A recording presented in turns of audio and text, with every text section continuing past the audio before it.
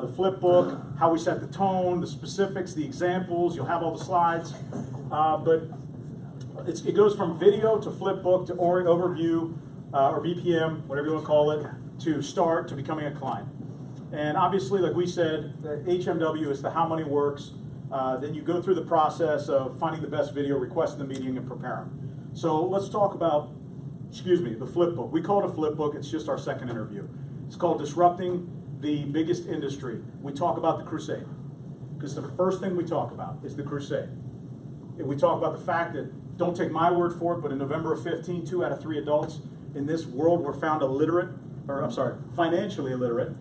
According to Gallup poll, and the ratios in the United States are basically 10% different between men and women. It's insane. U.S. ranks 14th in the world for financial literacy. Google, I think it was Time Magazine. I got another slide on it. I'll send it to you, Angelo. But we did a comparison because there was a new poll that was done about the world's happiest countries. The world's happiest countries. 8 out of the top 10 most financially literate were also 8 out of the top 10 happiest. I did a podcast on this. And you guys can just type in my name and podcast and it'll be there. But isn't it ironic? You think it's by accident? No. Well, take a guess where U.S. ranks as far as happiest countries. 14. The exact same as they do as far as financial literacy. So why am I getting into this first? Because I'm not talking about product. I'm talking about solving a big problem. Bill Gates said, find a big problem and a solution for it. You'll be very wealthy. We've got one of the biggest problems on the planet, and that's why we're growing. And you know, as you go through it like this, do you think anybody's going to say, why are you recruiting? No. Because you're starting with the crusade first. Sell crusade, forget the company. Sell crusade, company's icing on the cake. Almost 1 out of 2 Americans are financially illiterate. Then what George Washington University says that 66% of people do not know the rule of 72. Wouldn't it be a great time to play the rule of 72 video? Then you could talk about how the one thing that most people could probably figure out on their own, they have to teach you in every state. I always ask the question. And that Angela's doing what my goal is. I want people laughing. I want people smiling. Because if I get them there, we're building a relationship. Here's a great question. I remember where I learned this, but it was a good one. Probably Tom. He said, isn't it interesting how you probably won't have to teach your kids how to make you a grandparent? But in every state, they require a course on it. And there's only 17 that require a course on financial literacy or financial education. Would you say that there's a problem with that, Amy? Yes. Engage the person, okay? And then this talks about millennials waking up to, and this was actually a stat that the engineer on the plane knew about because her kids are millennials. She said, can you believe, I was reading this article about how millennials are expected to come across some $30 trillion. I said, it's actually $35 trillion by the end of next year. What's your email? I'd love to send it to you. She gave me her card, her son's name, and then we talked money and all that other stuff too. By the way, if you inherit $1 trillion today and you spend $1 million a day, take a guess how long it takes for you to blow through 1 trillion. Like 2,700 years. That's 1 trillion. Take that times 35. You think there's some market out there?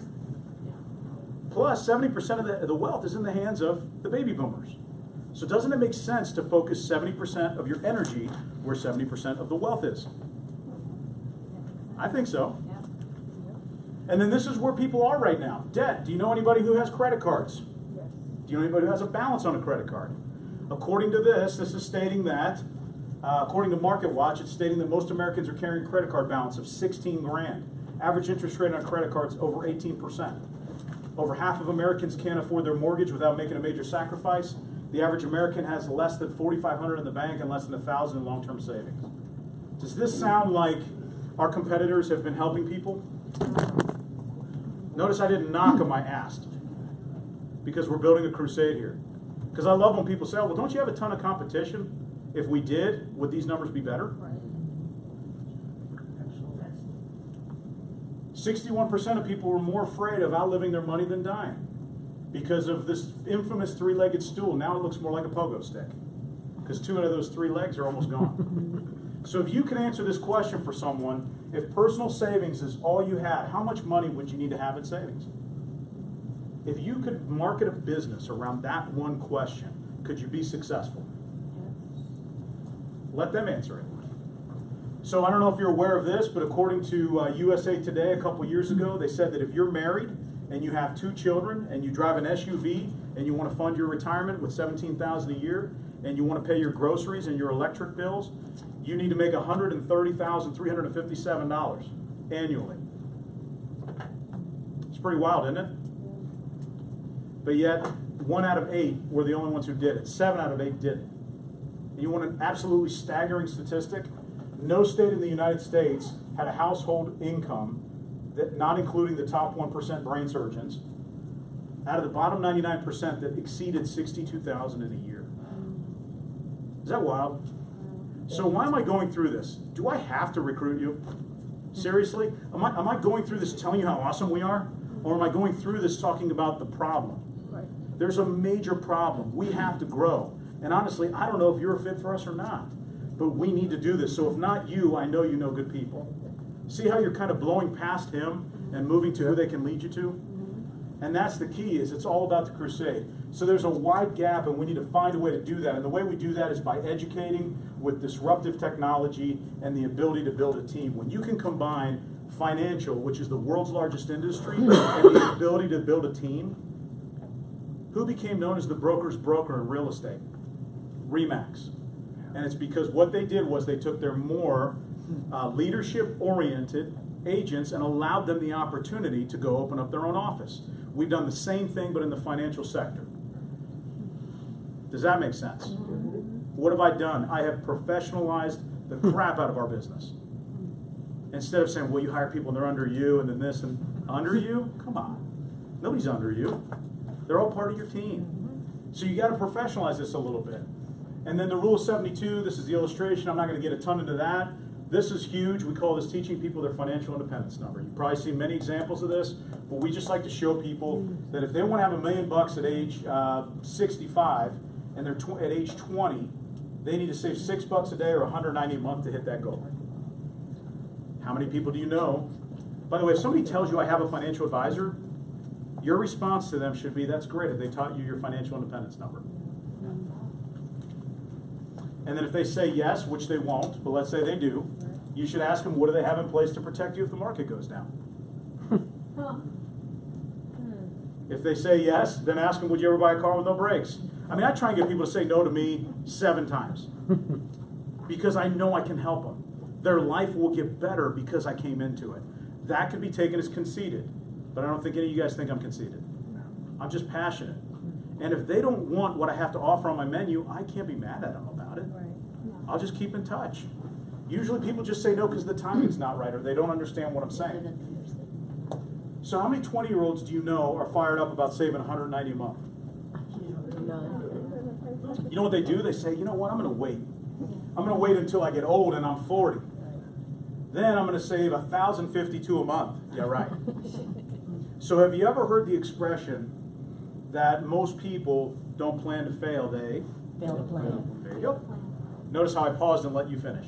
I do the same thing on a one-on-one. Get them involved, and then we'll finish it.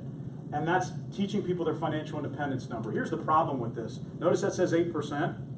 Well, here's what the market's done over the last 17 years. What's that rate of return say at the top right? 4.59. 4.59. So I love the Bitcoin conversation, the Litecoin conversation, the I'm making 30% on my crypto. Well, that's cool. But can you put all of your retirement there? Can you take that kind of risk? What if we could reduce your risk and not change your goals and objectives? One of the best questions I ever learned from Andy Hanlon is that right there. Reducing your risk without changing your goals and objectives. That dude's one of the most impressive people I've ever met in our industry. He writes columns for Forbes. I'd say he's smarter than me. Reducing risk without changing goals and objectives. That's a very good high net worth question. I love my advisor. That's great. Do you know how much risk you're taking? What if we could reduce your risk and not change your goals and objectives? What's a goal and objective? Make money. Everybody wants to make money. So what if we could still make money but reduce your risk? No, that would be stupid. I wouldn't want to do that. No, that doesn't sound like a good idea at all. So what makes you believe that at 8%, that over the last 17 years, we're going to be in a position where we can exceed what we've done? Just remember, green's good, red's bad. Green's good, red's bad, green's good. How long is the green going to go? Do you know? So what do you have in place to lock in your highs? What's that? That's an annuity question. What do you have in place to lock in your highs? Remember, I don't sell products, I solve problems. We just have every product on our platform. It's pretty cool. So then we talk about, have you guys seen this? You guys have seen this on the video. All right, so I'm not going to go through this. You get the idea. I make this very difficult. If you had a choice to invest $1,000, make 10%, lose 10% for 10 years, have 951, or make 10 and make 0, make 10 and make 0 for 10 years. I'll make this real hard, John. You could have 1610 or 951 at the end of 10 years. Which one would you go with? 1610. Which one do you think most of your friends will take? I don't know about my friends. Forget your friends. What would you think most of your contacts would take? 1610. Okay, have you ever seen anything like this before, John? No, actually, I thought that in a 10-year period, if it was average of 0, I wouldn't lose anyone. So there's two reasons why that's happened. The reasons that you haven't seen this before is because there's not enough people like you and I out there talking about this. And then number two, these tools have been typically reserved for the ultra wealthy. And if you had a choice to pay taxes on penny seeds or $1 million harvest, which one would you take? Penny seeds. Has anyone shown you, you don't have to ask every page, but I'm giving you an idea here. Has anyone shown you this before? The reason is because there's not, here's where the four places are that people have their money. 401ks. You qualify to pay a lot of taxes. That's what you qualify for. I didn't understand much in securities, but I understood a qualified plan means you qualify to pay a lot of taxes down the road. That's the deal. Plus, what do most people do? They put money into that 401k, right? And then they get to deduct it off of their income. What do most people do with their tax return? Save it or blow it? Blow it. So I like to call that a tax delay rather than a tax deduction. My accountant taught me that one. Like, that's pretty good. It is good. Because most people don't save the money that they're really deducting. They just blow it. So, Angelo, you can relate to this, and a lot of you can too. I pay enough in taxes. You guys do too. Yep. I don't want to pay taxes if I had a choice to in retirement. So how do you do that? Well, you can do a Roth IRA. The problem is you make too much money. So if you're curious, what do our more affluent clients do with their money? There's only one option. See where we're going? Mm-hmm. It's a journey that you're taking them on. All this business is a Broadway play, and you're the only one who knows the words. That's all it is. I don't know what to say. Say something. Just like Justin Timberlake. Anybody know that song? Yes. Man, you guys are killing me. All right. Stocks and bonds. Do we have floors in stocks and bonds, John? We don't. How about real estate? How quick is it to get your money out of that? It's tough to do, isn't it? How about bank accounts? Do they provide good returns? No. Pretty impotent, right? So what if we could show you something where you could have zero market risk? You guys catch my subtle jokes. You laugh at the not good ones, but you don't laugh at the ones I'm expecting big laughter at. So what if I could give you a vehicle where you would have zero market risk? You could make up to 12, 15, whatever vehicle you guys use. You could make up to X amount, but you could lose nothing. How would you sleep at night? Every day like a baby. Pretty good. The biggest threat to most people's assets isn't the market or Trump or Hillary, it's living too long. It's rising healthcare costs. So what if we could do something for you, John, where you knew, remember, do not call it long-term care. Call it, what if we could get you to live in your home longer? What if we could have you keep your assets protected? Nobody wants to hear about long-term care, it's depressing. And I didn't sell one long-term care rider my first 14 years, and we've sold a ton in the last 4 because of the verbiage and the way you're relating it. What if your money could grow taxable or tax deferred? Which one would you rather have? Tax deferred. Tax deferred. If you could pass on, if you could have income taxable or tax-free, which one would you go with? Tax-free.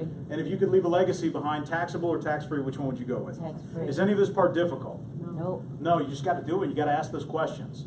And why am I explaining it so ridiculously simple? Because hopefully you're saying, I can do that. And I did it on purpose because when I was all slick and I was so amazing before, I had this many people that could do what I did. Right. Now when people see me, they're like, dude, They can duplicate you. I can do that. Exactly. That's exactly what we want. So the overview. When you're talking about, I don't know where that page went. All right, just work with me. Overview, and then we got the start. You talk about the AMA, the programs, pre-licensing. I don't know if you guys use Excel, but Excel is the old test teachers. They have been really good. We used ExamFX, and then we switched over to Excel here recently. Our ratios have gone up really, really strong. Yeah. The old test teachers converted to ExamFX, basically all the people who worked at test teachers went over to Excel. So it only took me like 3 They months do to live figure that classes out. though? What's that? Do they do live classes? They do, Oh, Life and Health. They're Yeah. not in Illinois. Life and Health. Oh, they're not in Illinois? No, they're not approved yet. Well, then that sucks for you guys, right? No, just teasing. All right, so then we got the product. That doesn't look very good, but we keep this very simple. Here's our IUL example, and I don't, you guys use it. We nationwide, I'd say it's about 50-50. Okay, so Nationwide's in our backyard, so it's nice that they're there. Their customer support, their intelligent underwriting is incredible. We call it. I mean, if you either use intelligent underwriting if you're intelligent, or if you're unintelligent, you don't use it. But I mean, we've had cases get issued in 3 days. Which, if you get cases issued in 3 days, that means you get 100% commission in 3 days, and you're taking care of the client. So I'm not leaning one way or the other, but this is something that they put together. We're just showing someone how to save $10 a day. We're talking about turning spenders into savers. Okay, we're not talking about $1 million clients. $10 a day, $300 a month. You see the death benefit, the example. We'd rather under promise and over deliver at a 6% return, starting at age 30 with the long-term care rider included. Can you guys see that number at the top? There, you would have contributed $144,000, but look at the cash value. That says $454,000. Is there anything to not like about that? You give Nationwide $144,000, we give you $454,000. Is there anything to not like? Over that from 30 to 70. And you know what some people say? Well, that's 6%. What if we make 5? Okay, well then let's say you contribute 144 and you have 300. Is there anything you don't like? You doubled your money. Okay, so what if you have this amount of money? Is there anything not to like so far with this part right there? Nope. No? Well, how many people do you know retire with 454 and say, give me all my money? What do they usually say? Give me an income. Give me an income. That would pay an income of $33,708, which if you live to 100, that would be $1 million. So you contribute 144, we pay you $1,011,000 if you live to 100. Is there anything not to like about that? No. Now, every time you do that for a client, you would make about $1,000 part-time with our firm. When I learned that, I realized that this was not a part-time thing I was going to try. It was a full-time career. Because one client a week to me meant full-time. That meant firing GNC, firing the bar, and firing my personal training clients to get into this full-time career. So when people realize that they can also have tax-free income, usually the question we get asked is, how much money can I put into it? If you could tax shelter a little bit of money or a lot of money, what would you take? I would take as much as I could. So here's the most that you could put in. You can max fund this like you can a 401k. This would be $830 a month for the same situation. Now you've put in $398. You got $1.5 in the cash account. That's $113 annually. $3.3 million. So I know what you're thinking. You're thinking, man, but I get match on my 401. So let's talk about what 113 actually looks like, tax-free. That's equivalent to you pulling $181,000 out of your 401k. So what that really means is, Angela, you got to save between 1.8 million to 7.2 million inside that plan, depending upon how much return you're getting. So which one's more probable? Saving $830 a month or 1.8 to 7.2 million in your retirement vehicle? What do you think? What do you think 100 out of 100 people are going to say? And here's the other what if, because when you're interviewing people, what they're going to say is, well, what if it doesn't work? What if it doesn't work? What if you're terrible and it takes you a year to get your first client, and then all you do is pick up one client a month and you just save that money with Anthony? Will your life be better? If you take, because you're thinking right now, I can't save $830 a month. So what if I just help one family a month and then just save that money with the person who would introduce me to the company? Will your financial situation be better? Yes. Will you be helping other people? So when people what if you, what if I'm back? What if you're terrible? What if you don't make a dime? You'll leave here with a first-class financial education. What if I'm? And what we're trying to do here is just as you've seen with Uber. Uber wasn't, taxi drivers were in uproar in New York. Uproar. It cost $150,000 to buy a medallion to be a taxi driver in New York. So they were boycotting Uber. It was terrible. Now they're worth billions. They're the largest taxi service that owns no cars. Airbnb owns no properties. They're the largest booking service. Netflix is so smart now, they don't sell you a TV unless it's built into the TV. You notice there's a Netflix button on the remote of most TVs now? It's not, do you want Netflix? It's, you're getting Netflix. Which option would you want? High def, ultra high def, or regular? That's how it needs to be when you're talking to people about our business. We know you make money, we know you need to leverage it better, and we know you're probably not leveraging it in the best way. Which flavor of it would you like? That's how it's got to be. You got to have that attitude. And then Alibaba. I used to think Amazon, but Alibaba is the largest retail service and they own no inventory. So these are the two platforms. Leverage them because we want to be the largest literacy company. And look at the economics. It's very simple. If you had a choice to be in one of these three industries, which one would you take? Well, you know, I love real estate. That's cool. How many people you know are buying or selling a home? A lot. Maybe 10?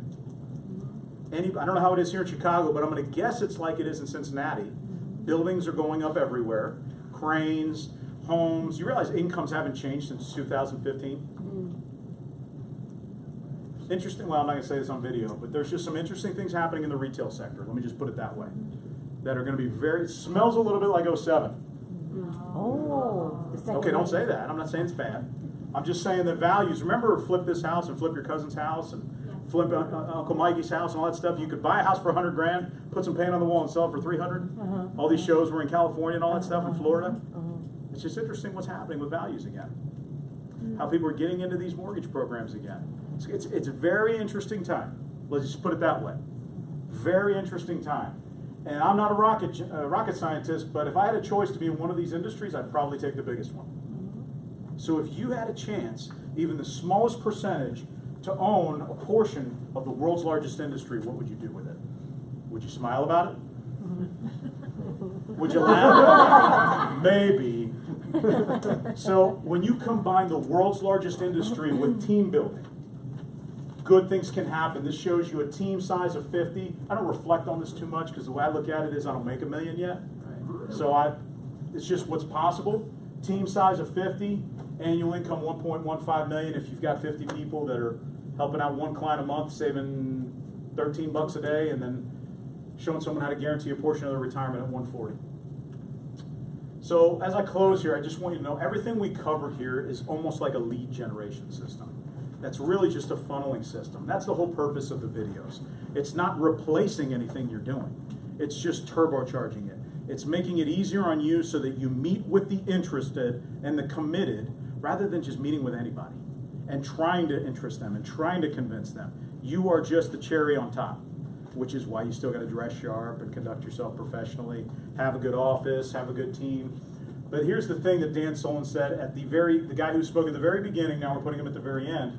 He said the most interesting thing that he's learned is the number of subscribers and viewers that you may not have any relationship to the amount of business you generate from your videos. I have 472 subscribers, yet the number of inquiries I've received for speaking engagements all over the world and coaching requests, including requests to consult on video projects, has more than doubled my practice since he started posting videos. To me, that meant nothing when I first read it. But my income has doubled. My level of fun has doubled. My associations have drastically improved.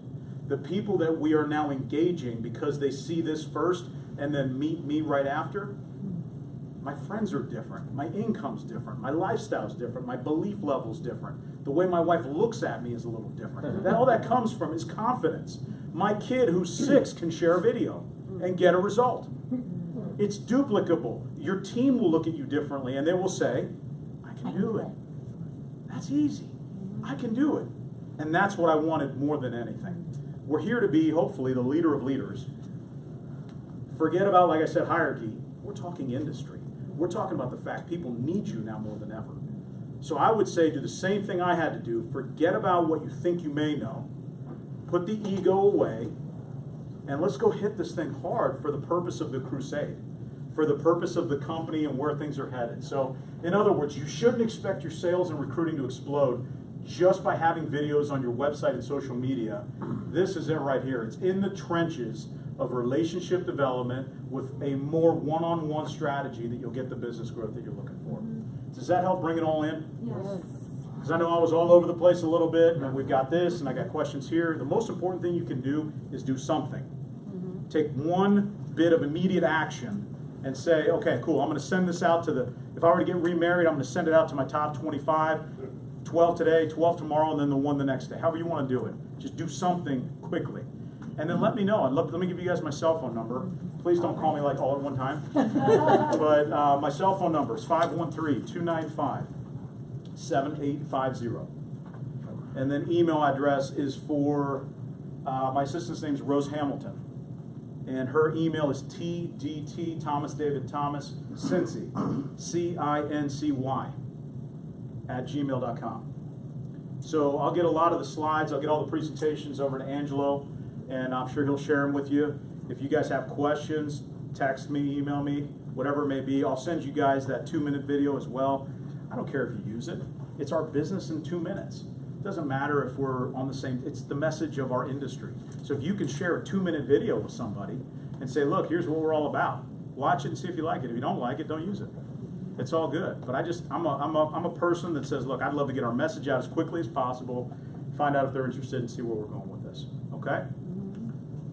I don't have any other slides. I'll leave it for Q&A. Questions? Can you repeat your phone number again? Yes. 513-295-7850. Need you to start from the beginning. Okay. Can you repeat all that? Yeah, can I say everything I just said?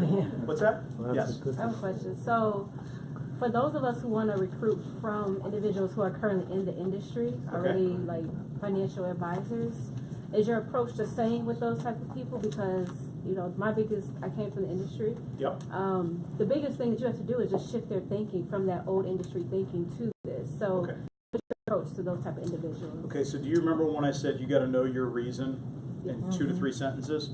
You have to share with them your reason why you changed, because they're one of you. Right. So once you share that, you follow it up with so you can see what I mean. The industry has nothing close to this as far as No, they technology. don't. No. Like not even close. So you could tie in and say, I wanted to be in multiple places at one time. I wanted to leverage my time better. Right. Whatever it is that fits you. I wanna And then please you can send them, I want you to see what I mean, and then send them something. Okay. Okay? Those are good, that's the same thing with professionals, because You're a PNC, yeah, same thing. Same thing. Yeah. So PNC people, same thing as CPAs, same thing as real estate agents. You're looking to find your go-to PNC referral. You're looking to find your go-to mortgage broker. You're looking to find your go-to real estate agent. Are you accepting new clients? What are they going to say? I think so. So I'd love to sit down and learn more about you, tell you more about us. Before we meet, watch this quick intro on what we're doing. Look forward to seeing you next Wednesday, whatever. Okay? So when you introduce yourself and you say you teach people how money works. If they ask you what company you work for, what is the name of your company? Okay, so if you're securities licensed, you can say Transamerica Financial Advisors. If you're not, you say WFG, or whatever you guys say. So a lot of people are enrolled in WealthWave. How do you feel about saying WealthWave? It's a little tricky. I mean, it's a little tricky. Yeah. I mean, you want to answer that? Go ahead. Just answer it how you would answer. So our team says WealthWave, just because. Yeah. You're in WealthWave. You recording still? I can pause it. No, Yeah, but okay. So hold on. We'll X you out. Your website is well, so. Stay tuned, camera. Here's what I would say. Here's what I would say.